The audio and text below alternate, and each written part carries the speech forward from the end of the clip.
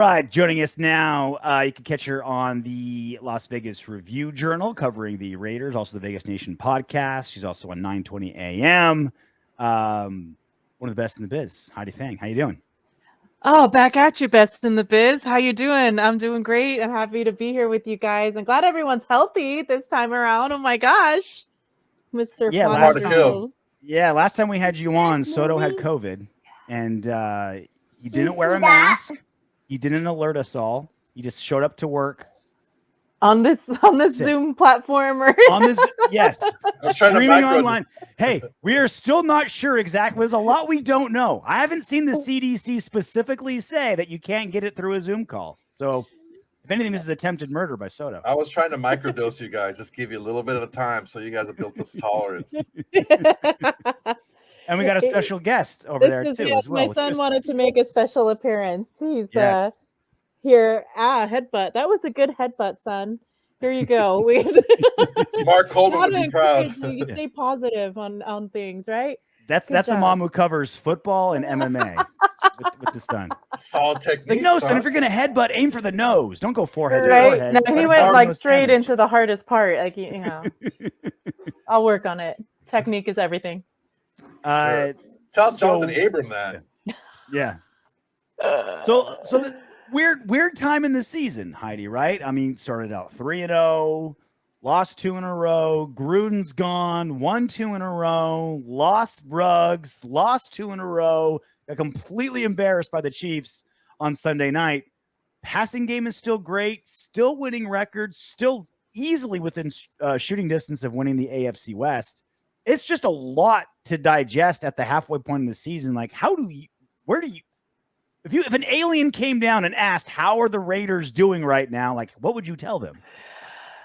This is silver. This is black. You mix them together, they attack. I don't know. I'm trying to think of something catchy for you. But, basically right now it's every day is you are hoping there's not going to be another incident because you don't know how much more this team can take in all seriousness. It's like the compartmentalizing of everything and them trying to move on and trying to make things happen. It's just, I think, really difficult for them to continually have to press forward. Honey, the tree stays on, okay? Mommy's talking. So they have the tree. The tree has to stay on, my boy. I'm sorry.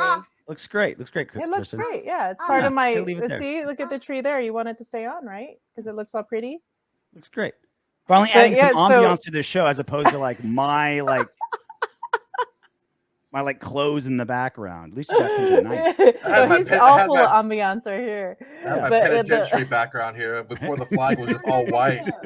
I thought I was in a jail cell. It's a sterile jail cell because of his COVID history. But basically, I mean, to answer, I'm sorry, I didn't finish answering your question. It's just that. All right, here, wait. I'm sorry, guys. No worries. You want a hippopotamus? He's gonna get a hippopotamus, and we'll. Here you go, hippopotamus for Christmas! Yay! There you go.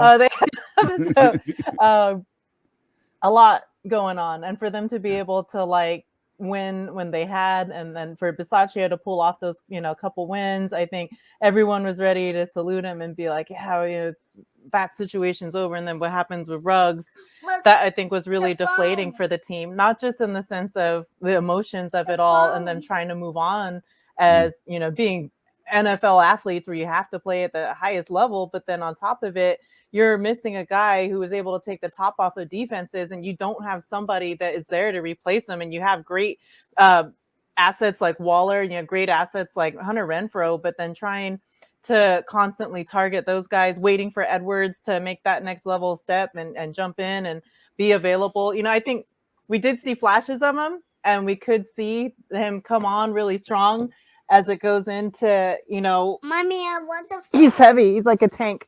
Nice. I want the phone. Need a fullback too. Yeah, right. Yeah. Alec Ingold getting hurt. That's another loss. That's a big one. He's a captain too, so it's another deflating thing within, the org.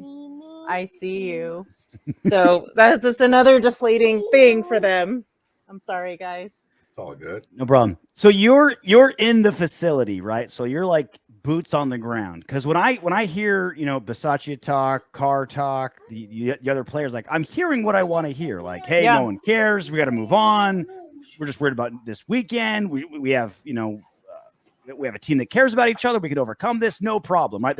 They're saying all the things I want to hear. Do you feel like that's truly how they are in the facility? Like, is that truly how they are? Or are they just telling RJ what he wants to hear? Right. I think in some cases it is how they are. Like, I don't think Derek Carr has any ability to lie within him. I think he's 100% Boy Scout when it comes down to it.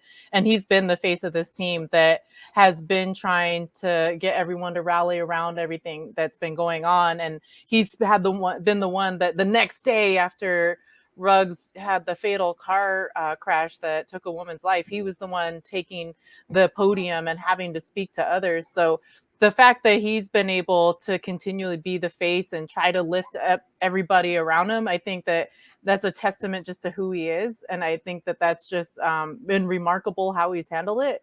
And I've been critical of him in the past, and it's not like, and I'm going to sit here and throw up roses for everyone and just, but in the cases that he's been in and the situations that he's been in, I think that's 100% what you see is what you get. And as far as Bisaccia goes, I think he's on the curve learning as he goes. I think every situation he's taking it as best he can and trying to say, okay, what would a guy do in this situation as a head coach? Because he's been, in the NFL for decades. But to take on the role and assume the role of a head coach and a big boisterous personality who leaves a void behind in John Gruden, it's difficult to fill those shoes in any kind of way that you want to mince it. So I think he's just doing the best he can. And the other guys, as far as their demeanor and how they've been around the field and around practice and what I've seen, you've seen him kind of in,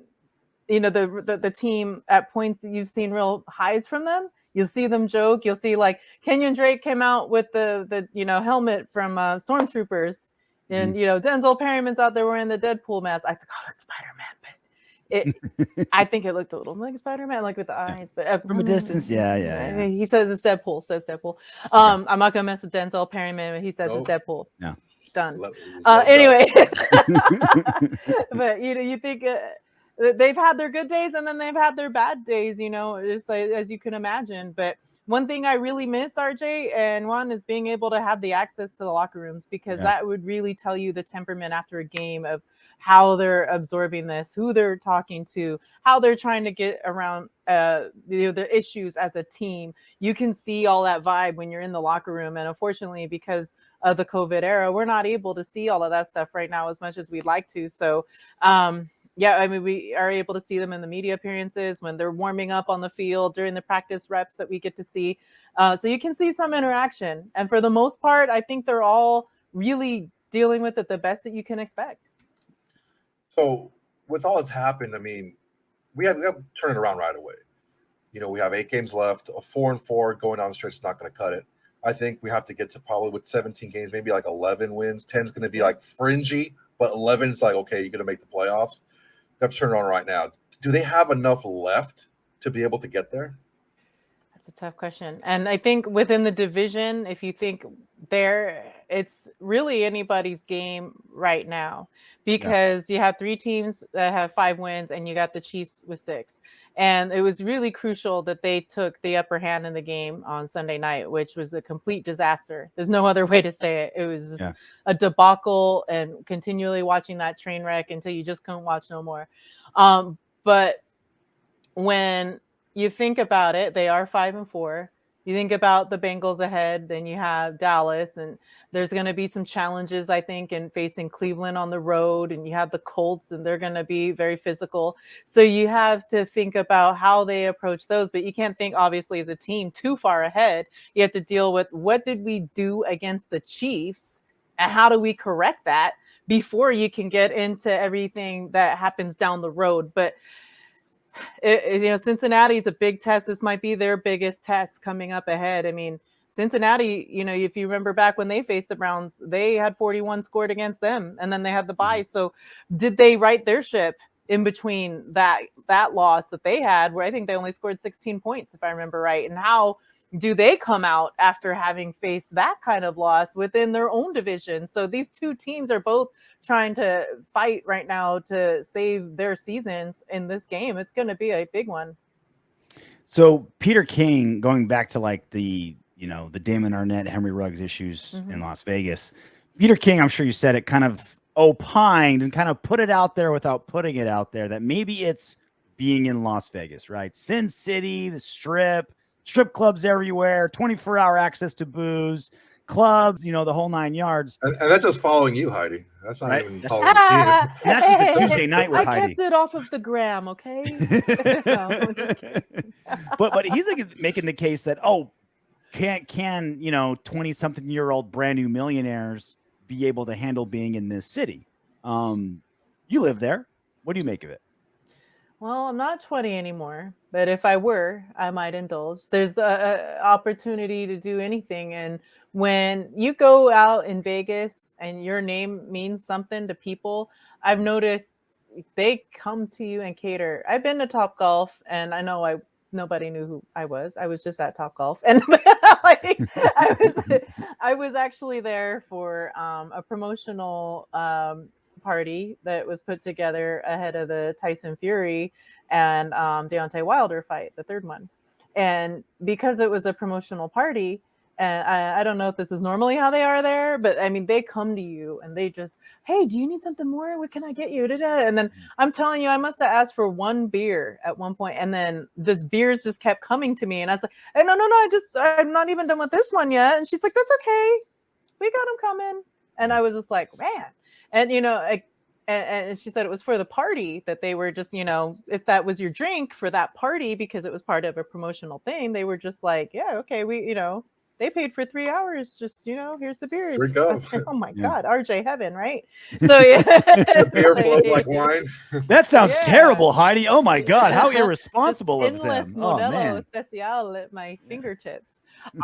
So anyhow, that can happen. I imagine if you're a celebrity and how they would treat you if they find out who you are. And then, you have to know where your cutoff line is. And unfortunately, in this case, it was poor judgment everywhere around. I can't even try to defend any of the decisions, not a single one, except to say that, everyone's been young and thought that they were, you can't even defend it. I just can't. I can't think of a way to honestly, I went out there after the incident happened and I saw that car, Tintor's car, and it stuck with me. I can't shake news stuff like that. And I don't want to get overly emotional here, but when you see that and you think about it and how it took someone's life that was somebody's mother and daughter and friend, it takes the wind out of you, really. So yeah. And that video was hard to watch. Yeah, but no, it's Vegas. There was somebody in there. Yeah. We had an attorney on the following show to kind of like, all right, what do you think's he facing legally? And he's like, well, first off, civil court, he's going to lose all his money because he's going to get his ass completely sued by the family and everybody. And two, he's like, he's 22 years old. I wouldn't be shocked to see him spend his 30th birthday in jail. Like he'll probably be in prison that long. So, it's one of those things where if there's you hope for any kind of silver lining out of this. You hope Ruggs learned his lesson and comes out and becomes a better person after learning the lesson the absolute hardest way. Yeah. Speaking of Vegas, yeah. Oh yeah, I was just gonna say, I'm sorry. I just wanted is it Vegas? No, I mean you could really find that kind of trouble anywhere. And if anybody's working at a bar and saying like, hey, do you want to have another? Do you want to have another? It's on the house. Hey, you're Henry Ruggs or whatever. Like I think that can happen anywhere. But yeah, I just wanted to make sure I answered the question before you moved on. I've blacked out wasted in much smaller cities than Las Vegas, Heidi. Right. Trouble's where you find it. Yep. I've been able to find trouble in all kinds of podunk towns in this country. Rochester, Minnesota, right here. Yeah, Rochester, what's up? Definitely doable. Well, speaking of Las Vegas in general, the crowd in Las Vegas at the games, I was very curious this season how it was going to go because it was the first season. The tickets were through the roof. But so many of them are purchased by like casinos and given to high rollers, and obviously a lot of people traveling. I'm not gonna lie, Heidi. I've been a little disappointed in the Raiders crowd. They're like applauding at the wrong times. It always seems like it's like a third of the away team. Am I being too hard on them? Nope, I think that's part of what's happening. Did you guys see what's his name, Drunken Griffin, on Twitter? And it was a guy that was really angry because I guess it's a section full of PSL holders and they've been selling off their seats and then all these Chiefs fans bought the seats around him, and he was just angry as all get out about all the Chiefs fans. And he even had to put out not an apology, but he said something like, I'm not angry because of the being sold to opponents. I'm angry because the people are a-holes. and the guy, you got to check it out. I'll send you a link if I can. But is there a worse hell in the world than a primetime game? You got a season ticket and you're surrounded by Chiefs fans, and you're losing 14-41. No, I can't imagine. I can't imagine. I can't think of a worse hell. It's like you're trapped in hell. It's the same, and they're like the color of flames, right? They're all orange and yellow, and like they're high-fiving over your head. And these are new. These are new Raider fans, so like they're not going to have your back if they jump on you. Like they're just going to watch you and like record. But yeah, the clapping, I know. I think after the first game, they started putting up signs on like the overhead stuff that says it's third down. We're on like a laugh track. Yeah, shut up. Yeah, no, it's like a Derek Carr comes Carr out needs to on a hear. video, and it says third down offense. Oh, that's so bad. That's the type of shit that you do like in London because they don't know the rules. Yeah. You know what I'm saying? Yeah, and I don't know honestly if it's because there are so many visiting teams coming. Like the Dolphins was the first time I noticed it. There's a lot of teal out there, or whatever that color is that they have. But Aquamarine. You're looking and you're just like, wow, look at the sea of aquamarine, and there's a lot of people, and they all bought up right behind the bench. And you knew, like, okay, well, Miami has a pretty solid fan base. The Steelers, they were away. Ravens, there wasn't really that many, probably because it's so far away. But you got over to the game with the Bears. That's when it was really evident. How many Bears fans there were in that place, and they were loud. Like it wasn't even like, I don't know how it came off on television, but when like Carr was trying to operate on, it was really loud in there. So it was like, wow, there's a lot of Bears fans here. Yeah. Come on, and you can't even say like, well, it's because they're losing or sneezing. My son. Woof. That was a good one. That came out of nowhere. That was good. You're allergic to Bears fans, obviously. No. Damn Bears. Yeah, serious. What we needed more is that guy just like Al Davis. We needed more of that. Yeah, he's That back. Was so dope. That was the silver lining of that Chiefs game. I think I even tweeted it too. I'm like, well, at least we'll always have this guy. Oh, so good. He had that little smug kind of like look on his face. Yeah, like he had the glasses and the hair about him, That was like a he was dressed as like a mid-40s, late 40s Al Davis with the turtleneck. That was nice. Yeah, he did it up right. He had even like the right rings on his hands, and all that stuff. The chain, he put him in the right matching places. bracelet. Yeah, it's that Brooklyn swagger. All day, baby, all day. Right? I hope he's got a good it'd be like an extra 1,000 like silver and black points if he went from like at the beginning of the season he dressed like super young like Coach Al Davis, and then like now he's like late 40s, and then by like season by liver game spots week like 16, 17, or 18, he's got the all white track suit, oxygen tank next to him, the towel over. He wore that beanie once, and it would look like a condom on his head. Yep. You just put it like just on top like this, and it would just stick it straight up. You remember that? I know you do. Oh yeah. You somehow get like old. It's like no one can see that I'm laughing because I did this. You guys got me. We drag down the morals of every guest of our show. We apologize ahead of time. It's all my fault. Did you see my moral pedestal? I'm sitting on it. You are. Thank you. We need it. I'm gonna prop back up. Make sure your shoulders back.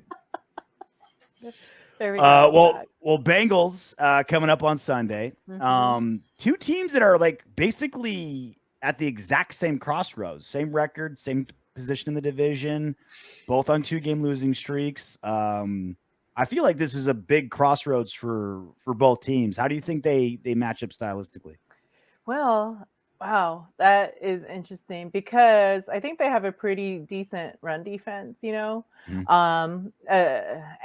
you think about the Raiders' struggles right now against the run. In fact, they kind of lost Ingold and they use him a lot to kind of push the line. So that's going to be difficult, especially on special teams, to fill his void. Yeah. I know that they did bring in a guy that they were working out. And today I saw Foster Moreau look like he was working still. Like he did that in the game. And I think they may plan to use him again. I don't know how exactly, but in some situations, he took a few reps with Derek Carr and the running backs today. So, and then he went back to the tight ends. So I was like, that's interesting. And then you had just the fact that Jamar Chase is having the season he's on. And he's on fire. He didn't have the best game, and I think you're going to really have to pay a lot of attention on the defense to how you prevent against him. Like the cover 3, as we know, it's one of those defenses that covers the thirds of the field, and you're looking to see if you can take away those big deep passes, but you have to be kind of reactionary because it leaves a lot in the zone. And as we saw with Abram, the reaction wasn't what you need it to be, and the tackling was being missed, and Littleton was off in his spots, aces against the Chiefs. So they got to clean that up to be able to press and against this team that also has a really good tight end in Uzuma. So T. Higgins is back, right? He's off. T. Higgins should be back. Oh, boy, that's kind of tough. Lots of weapons, but Joe Burrow does like to try to force it. He does make some errant throws. He's I think second most in interceptions right now, or tied with first. So he's got like 11, and I think he and Wilson both had 11, right? So they're both right up there at the top. But Mahomes also had 10 going in against the Raiders. We still got to catch them. We dropped 4. 10. We still got to catch the interceptions. We dropped 4 of them. Right. Yeah, there were some close ones. And then you think about that, and the pressure up front is everything, right? So you saw Max get loose a couple times, and he was almost there. But you got to be able, if that's not working, you got to be able, I think, to look to the running back and make a play there too, instead of staying laser focused on Mahomes. So there's times when, or either the quarterback in whatever case. So there were times when I'm watching, I'm like, get off of Mahomes. The ball is out. It's like, go there and play on the run. The run defense is bleeding. So, Joe Mixon though hasn't really been on fire at all. So that's one bonus I think the Raiders had going for them going into this, is that the run game of the Bengals isn't that hot. So you could really try to contain that. And I think if you can hold down Jamar Chase, it's just going to be hard. He's just a natural physical specimen that when he gets out there and he can make a play wherever you put it to him.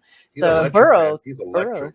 Yeah, the connection that they had, the chemistry, it's just, they already clicked before, and now it's just continuing what they had before. So yeah, watching those two is really mesmerizing to see what they're putting together out there. And Raiders are going to have to be very, very, very on top of the tackles to stay ahead of this one.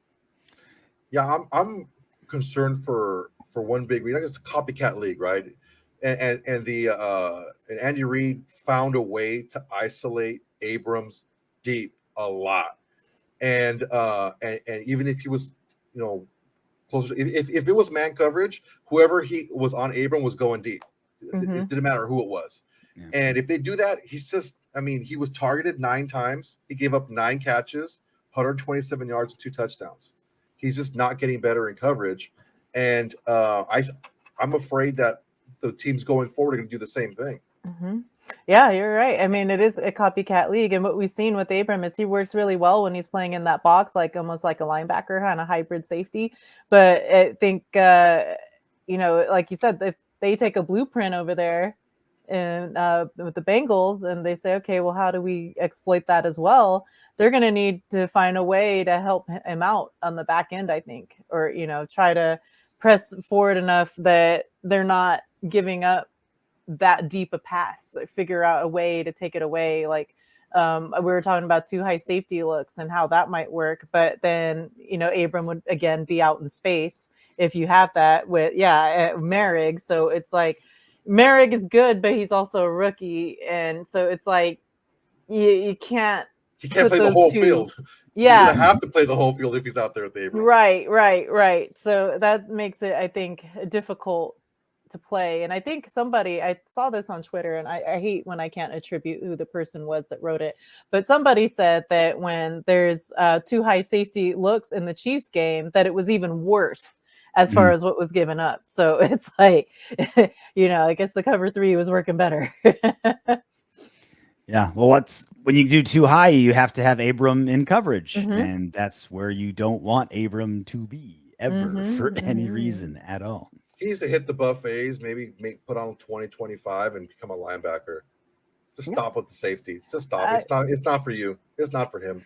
Yeah, I like him too there. I like him at that position that they have him, working in the box, because he's like, everyone said it before, he's a heat-seeking missile. He's a guy that has a lot of aggression and has a nose for where the football is, when it's kind of, pre-snap and trying to get after whoever has it, So, but when he's getting beat like that, and you don't even try, like in the end zone, to make a tackle or push or something aggressive to maybe knock that ball loose. Yeah, okay, he's got his hands on the ball, but if you hit him, is he going to drop it? That was the one that drove me nuts, was watching that play. I think it was Williams, and making that catch when Mahomes got loose and ran and threw across his body to the corner of the end zone, and you see Jonathan Abram in the corner, and he's just like, that happened. He didn't do that, but I'm saying, like, do something, throw your body in the way, or just try to get a play on the ball. So at the point though, I think when he doesn't have it. He doesn't have it. He's a safety that can't track the ball in the air. I don't understand. I was arguing with RJ earlier. You can't win with that. How are you going to win with that?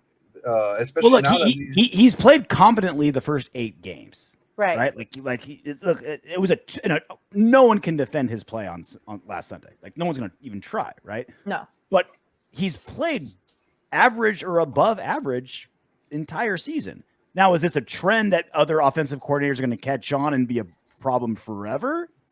Or was him just like, he had a bad shellfish the day before and just played like shit on Sunday? Like, we'll heard see. MMA fighters said they had bad tacos, right?